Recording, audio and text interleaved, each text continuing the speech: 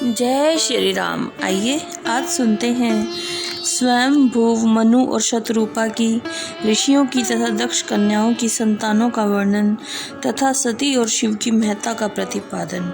ब्रह्मा जी ने कहा, नारद, मैंने शब्द, तन्मात्रा आदि सूक्ष्म भूतों को स्वयं ही पंचीकृत करके अर्थात उन पांचों का परस्पर सम्मिश्रण करके उनसे स्थूल आकाश, वायु, अग्नि, जल और पृथ्वी की सृष्टि की। पर्वतों, समुद्रों और वृक्षों को उत्पन्न किया। कला से लेकर युग पर्यंत जो काल विभाग हैं उनकी रचना की। उन्हें उत्पत्ति और विनाश वाले और भी बहुत से पदार्थों का मैंने निर्माण किया, परंतु इससे मुझे संतोष नहीं हुआ। तब शाम शिव का ध्यान करके मैंने साधन परायण पुरुषों की सृष्टि की। अपने दोनों नेत्रों से मरीचि को, हृदय से भृगु को, सिर से अंगिरा को, व्यान वायु से मुनिश्रेष्ठ पुलह को, उदान वायु से पुलत्स्य को, समान वायु से वशिष्ठ को, अपान से क्रतु को, दोनों कानों से अत्रि को, प्राणों से दक्ष को, गोद से तुमको, छाया से कदर्म मुनि को तथा संकल्प से समस्त साधनों के साधन धर्म को उत्पन्न किया। मुनि श्रेष्ठ, इस तरह उत्तम साधनों की सृष्टि करके महादेव जी की कृपा से मैंने अपने आप को कृतार्थ माना।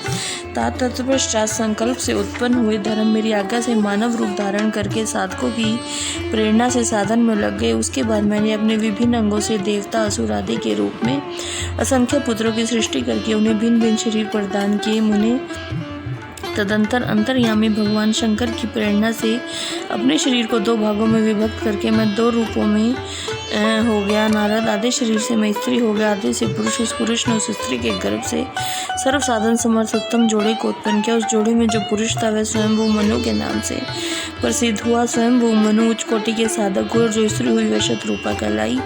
वह योगिनी और तपस्विनी हुई। तात मनु ने वैवाहिक विधि से अत्यंत सुंदरी शतरूपा का पनि ग्रहण किया और सृष्टि उत्पन्न करने लगी। उन्होंने शतरूपा से प्रियव्रत और उतानपाद नामक दो पुत्र और 3 कन्याएं उत्पन्न की। कन्याओं के नाम थे आकृति, देवहूति और प्रसूति। मनु ने आकृति का विवाह प्रजापति रुचि के साथ किया। मंजली पुत्री देवहूति कदर्म को ब्याह दी और उतानपाद की सबसे छोटी बहन प्रसूति प्रजापति दक्ष को दे दी।